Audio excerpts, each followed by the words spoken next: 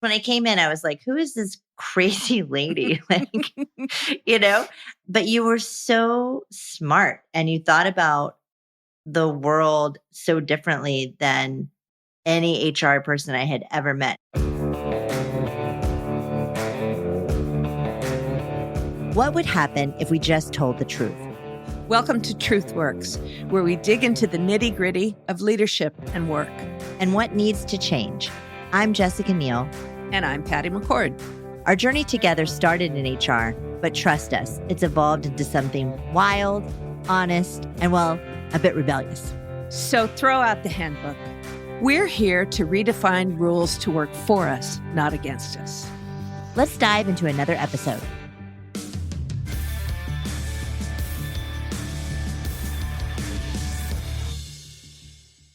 You know, we're recording and I just got super nervous. Really? It's like, oh my God. Yeah. Because I'm so excited to do this, especially with you, Patty McCord, because you're one of my favorite people in the world. However, I'm like, what if nobody listens to this whole thing? And it's just you and I talking, which, we can do on FaceTime. But it's a good reason to do it anyway, because, we've known each other for so long and we've both had such interesting and varied careers. We've never gotten a chance to say, what'd you learn? What mistakes did you make? What would you advise other people? How would you think about this? Because we usually talk about, kids and Halloween and dump trucks. Yeah. I know. Yeah. What I miss is because we haven't worked together in so long is that we did used to talk about this kind of stuff all the time. Yeah, we did. And you were a huge influence in my career and my life. I don't know if you know that. I think you know that. But I don't know if I've ever told you. But you were my mentor and we called you Yoda. Okay, so here's how I know Jessica Neal. Jessica was, back in the day, our most important headhunter. And so I was thinking about what she did because I started out as a recruiter and I thought, it's not brain surgery. It's just about connecting people and doing it in a professional way. So I went to Reed Hastings, who's the former CEO of Netflix, and I said, hey, I'm thinking about hiring Jessica Neal. And he's like, oh, she's great. She's wonderful. That'd be so great. And I'm like, and I'm going to pay her, I forget what it was, $500,000, something ridiculous at the time. Wasn't that then, but I made it there shortly. So Reed said, nobody in HR makes that much money. And I'm like, profit center. Okay, she's going to hire 4 VPs this year. Here's what 30% of that, you blah, blah, blah, blah, blah. And he's like, oh man, you better be right. Well, you were. And, I think that the reason why we clicked all those years was we came at our function differently than most HR people do. We didn't come and say, our job is to help make happy employees and have a company be happy. We came at it and said, our job is to find the right people to build great teams to do amazing stuff, because as a headhunter, that's how your reputation is built. My job was just to put butts in seats, but your job as an internal recruiter was to put the right butts in the right seats so that they made a difference, so that I would go back to you and pay through the nose for you to find the next person. Yeah. I never wanted to be an internal recruiter because that's not what I thought I was. It's not cool, right? Yeah. No, I'm a business person. I'm not some administrative resume pusher. Yeah, HR flunky. And I said no to you all a few times. And then I finally ended up saying yes. And it really was because you wanted the best and you knew talent was the most important thing you did. You just didn't know how to do it. And I kind of knew how to do it. And I was like, well, they're the smartest people I've ever met. Maybe I'll try it. I mean, it was 2006, which, I was young and took a risk on a company that I thought was potentially great. And it changed my life forever. And Patty McCord, you changed my life forever. Aww. You did. Because when I came in, I was like, who is this crazy lady? But you were so smart and you thought about the world so differently than any HR person I had ever met. And I really never got along with any HR people. And what I learned was that you really weren't an HR person. You were a business person. And then you taught me to be a strategist. It happened to be around people, Mhm. but you really taught me how to be a business strategist. Oh, thank And you. a lot of what I learned was from you. I always wanted to be a real HR person. I really did. I just sucked at it. So it's really hard for people to comprehend how unique it is to bring a headhunter into internal recruiting, because there's this mythology that headhunters know how to do special stuff that nobody else knows how to do. And the truth is, they just have better connections. And so, what was really amazing about Jessica in the early days was that we leveraged social media. I mean, so Jessica would hire anybody who had a degree in philosophy or English or anthropology or art history or whatever, who was really smart, and we'd put them on the phone and they would be a scheduler, right? And if they could handle talking to somebody whose mother answered the phone in Chinese, and an executive who was really busy, and an engineer who was a total nerd, then they were probably somebody that could be on our team. Well, yeah. And I don't know if you remember why I had to do that, because I had hired a bunch of recruiters who were horrible. They were They horrible. weren't They're good. just like resume pushers, right? Yeah. They didn't get the business. And so it wasn't luck. It wasn't like because we were the best resume filter software. No. And also, at the time, nobody wanted to work at Netflix because they thought we were That's right. DVD by mail. That's right. I remember listening over the cubicles to one of the people on your team saying, no, I'm not calling to say your DVD is late. I'm calling to see if you want to work on search with us. And it was Yeah. like an engineer at Google's like, Just, I never thought of that. right. But what Jessica brought to the organization, where our kindred spirits connect, is we brought this incredible respect and love for the talent that each individual brings, right? Yeah. We really, really adored the crazy, geeky, wonderful people that we worked with. Yeah. And we respected what they do. Totally and completely. And we're fascinated by them. I know. We wanted to know more. Like, what you did? Tell me more about that. And they were amazing. That's right. Right? Yeah. And then the thing about Netflix was we were making up a consumer product. So as a consumer, I had a real voice. It's like I could sit around the table and go, normal people will never do this, right? How do you know? Because I'm normal, right? I remember we were testing this streaming service on the PC, and we had 5 different tests that we were testing. And one of them looked like a nuclear submarine view. And I said, what the hell is this thing in the left corner? Oh, well, that's your buffering speed. I'm like, nobody cares. It's creepy that I even know this. But we just want to watch our stuff. And it was like, it mattered. Yeah. And the other thing was the HR stuff is fucking boring. The business stuff is really interesting. And it took me so many years to make that connection. And, what I loved about you was because you came from the talent side, you knew what people did. I did a talk like 5 years ago in Silicon Valley, right? I'm like, so how many of you recruit software engineers? Oh, we all do. I'm like, how many of you have ever sat next to somebody while they write code? And it was nobody, right? Isn't that crazy? Yeah, but I think the connection we both had was we really loved and appreciate the work that people do. Yeah. And we're genuinely curious about it. Like, how did you do that?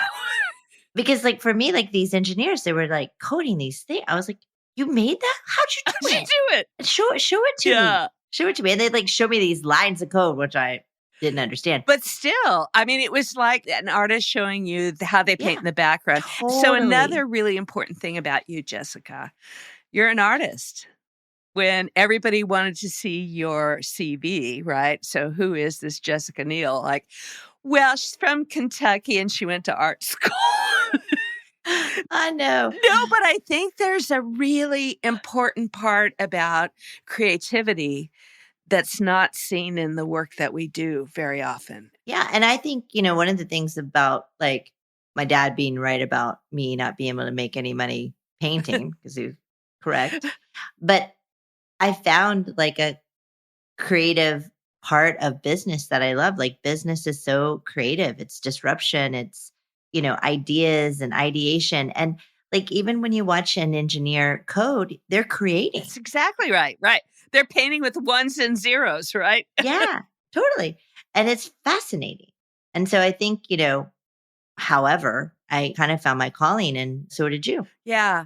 Maybe that's what this podcast is about, which is about rethinking and using that creative muscle to imagine how things could be different. It's like I always get called all the time now these days about talking about the future of work. It's like, it's here.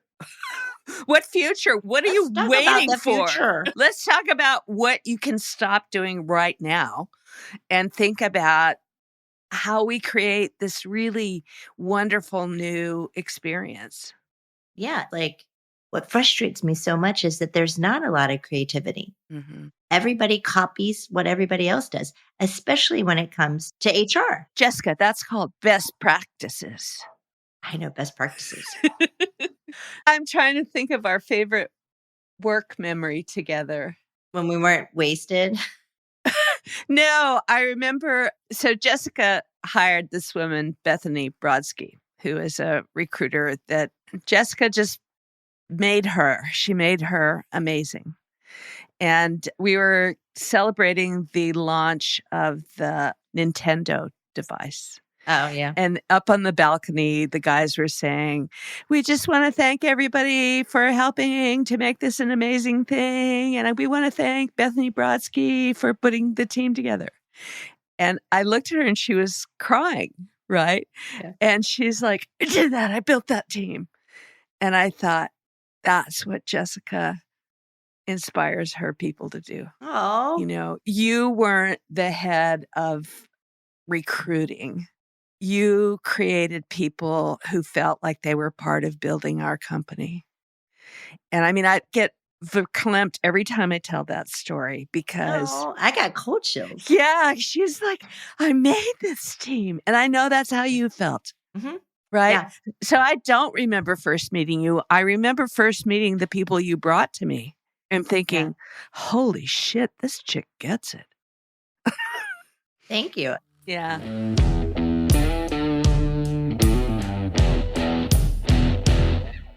I'm super excited about all the people we've reached out to who have said yes to come on our podcast and talk about their experience. Because between us, we know so many people who have had so many great journeys. Just talk about what they've learned along the way.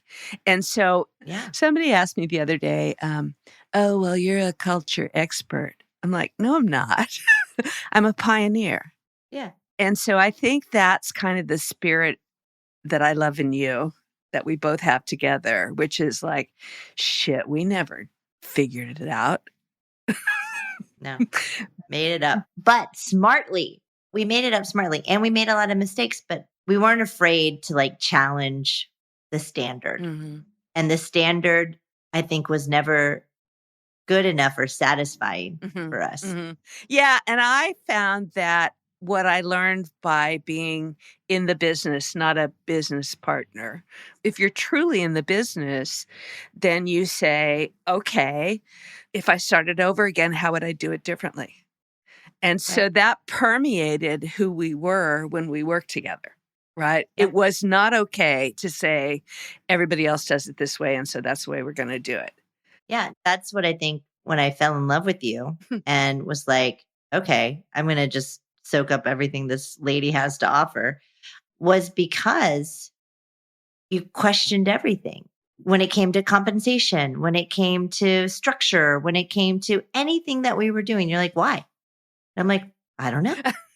It's a great question. And I think that that's the problem too, not just within our function of HR, but across the business is that people don't really understand why and what they're doing, right? And they don't search to find a better way. They just kind of go with the path that was forged before. And maybe Yeah. they do it a little bit better, they do a little bit different, but they do the same thing and they don't think critically and they don't question. And, when you ask executives or people in business and in any function, what's the problem you're trying to solve? They often don't know. They're like, well, we are trying. I'm like, well, try again. Like, it shouldn't be a hard question. Right. My favorite story on just like process and rules. And like the first time I left Netflix on my working sabbatical, Yeah. I was the head of HR for a company and the CFO called me a process hater. He's like, you're just a process hater. You hate process. And I was like, no, I like good process, but I don't like bad process. There's a Right. big difference. Yeah. He's like, well, every process I put forward, you don't like at all. And I'm like, because they're not good. And so then one day he came up to me and he was like huffing and puffing. And he came up and he had like pages printed out from a printer. And he's like, we have a problem. And I was like, oh, what's the problem? He's like, Frances. And I was like, what'd Frances do? He's like, well, she spent a lot of money. And I was like, oh, okay. On what? He was like, she bought 4 birthday cakes this month. And I was like, oh, well, that is a lot of birthday cakes. But I was thinking like somebody, went Right, to Vegas and had like embezzled or yeah, like right. something. And I was like, okay, so what do you have here? What's printed out? He's like, well, this is our new expense policy. And I said, okay. And so I said, well, let me check it out. Let me read through it here. So I'm reading through. I mean, it tells you how much you can tip at a restaurant, Yeah. how much you can tip a valet person, what kind of car you can rent. It's very, very detailed. I read through it and I said, hey, CFO, I think we got a little problem. And he's like, what? And I was like, this isn't going to solve your birthday cake problem. And he's like, why? And I was like, because you didn't say how many birthday cakes you can buy in the policy. So I'm sure Frances is still going to be confused. I said, it seems like Frances had a lot of birthdays on her team this month. And so maybe what we should do instead of putting out this like 15-page policy that no one's going to read, maybe we should go talk to Frances and say, when you have 4 birthdays in 1 month, order 1 big fucking cake and have a big celebration and don't order 4. Yeah. He looked at me and he was like, oh, like he was going to punch me in the face. I love it. I always say I learned all of this stuff from engineers, right? So engineers love process, right? I mean, coding is a language, it has rules, it has structure. And I would say, what they hate is not process. They hate stupid process and senseless bureaucracy. Yeah. But structure makes a lot of sense because it makes things go faster. Right. And so I think that for you and I, as we go on this journey together, it's about taking our sensibilities of like, my mama would call it horse sense. Well, honey, that sounds stupid. It just might be. Stupid is and stupid does. Exactly. Maybe it's our Southern backgrounds that bind us together. I would listen to somebody like pontificate about how, and I'd be like, does that sound stupid to you? Because it kind of sounds stupid to me. Yeah. And then you throw in a bless your heart. And then you throw in a it's bless your fine. heart. So I think that's what we want to do together with all these interesting people to talk to say, what did you think was going to happen that was just dumb? And what did you learn about it? I think the thing that both of us have in common is we're just straight with people. And it's not because it's a technique that we both decided to use because it would be effective. You just can't help it. The other thing is it's efficient. Well, yeah. I think about like all the companies that I interact with today and in the past. It's effectiveness, right? It's like, how do you be more effective? Yeah. Because the things that you're doing are getting in the way. And that's because you're not asking what the problem is that you're solving. You just got a bunch of money and now you want to hire a bunch of people, to your example, right? That's not how you make good business decisions.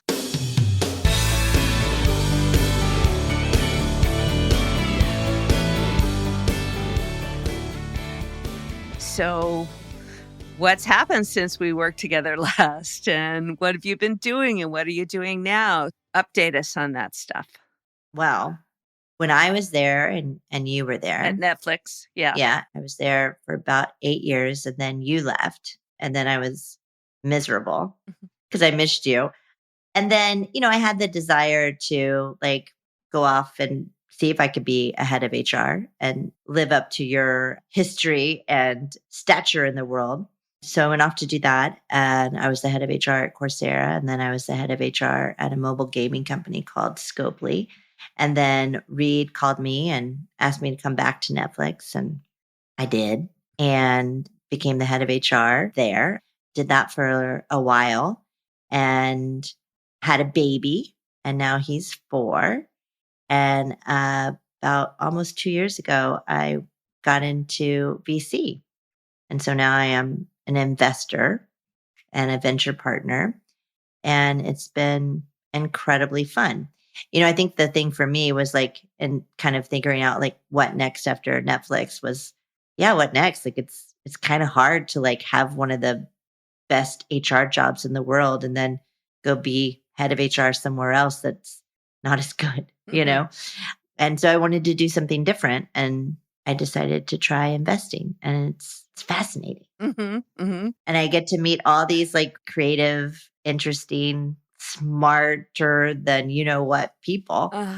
And it's fun. At the very beginning, at the seed of it. I mean, that's so interesting. Yeah. And it's like, people making rockets and talking about how we're going to live on Mars and, 30. I'm like, 30 years? Are you? Maybe. Yeah. But I mean, like when people can see and are bold enough to see into the future, I don't know, it's inspiring. Yeah, it is. Dreamers. Yeah. What have you been doing, Patty McCord? Let's see. When I left, I spent a couple of years consulting to a bunch of startups as well. And it was super fun. We're going to interview some of the people that I got to work with. I got to work with Warby Parker and Eventbrite and Nextdoor and just all these cool companies.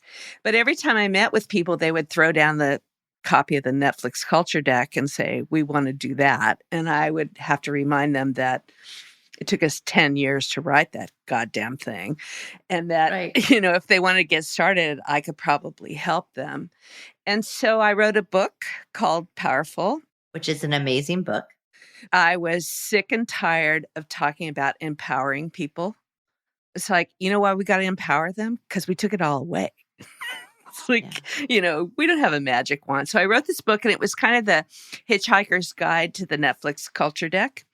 And that created a whole new weird career for me. So I did a bunch of consulting and I did a bunch of speaking all over the world. Which you're very good at. Well, but which got me to realize, Jessica, that, it doesn't matter if you're in South Africa or Estonia or France or Italy or, Japan or Texas. It's the same old shit, right? It's like, how do you create a company that people are really happy about being there and want to be there and want to contribute? And so there are these universal truths that cross culture and they cross boundaries. And it'll be really interesting when we get into some of our guests to talk about how that really turns out, right, across other cultures. But I met so many amazing people. And so, what's really great about doing this with you is we get to kind of schmunch it all up, serve it up for dinner or lunch or hors d'oeuvres. The other thing that I'm excited about is hearing from people, right? And hearing what their challenges are with work. And work is a complicated place, but I think we make it often more complicated than it needs to be. Absolutely. Absolutely. And I'm really excited to hear what people are struggling with and to maybe help if we can. Yeah. It's like we've probably both gotten a lot of feedback about team, not family. Mm-hmm. But the deal is, it's a place where you get to do something that you don't get to do in any other part of your life. You know, you get to create something, you get to deliver something, you get to be a part of something with other smart people who want to do the same thing. And you don't do that in your family, and you don't do that in your pickup basketball game. You don't, I mean, it's like a very special place. And it's not that we need to make that very special place a really happy place.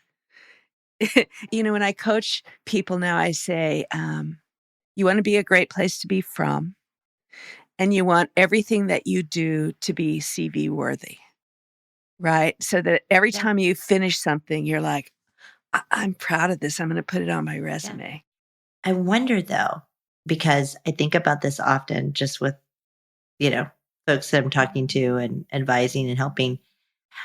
I don't know if people think about work as being special anymore. I think a percentage of them do, but I think a lot of people are just taking jobs. Yeah. And I don't know, the things that, maybe they ask for or require kind of seem like, maybe you're not getting this thing. But you and I both know when amazing things happen, you're working with people who are excited about the problem, right? And are passionate about it, and they're good at what they do.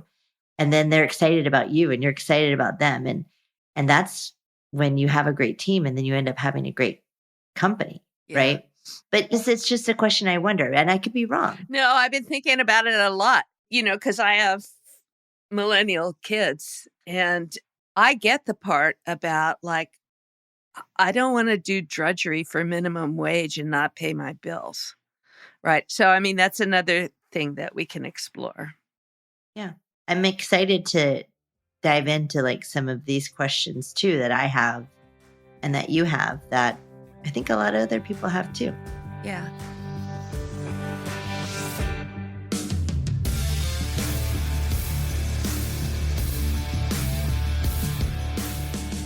Thanks for listening to TruthWorks. This episode was produced and edited by Megan Hayward and Mick Finnegan. Thank you, Kathleen Speckert and the whole Edit Audio team.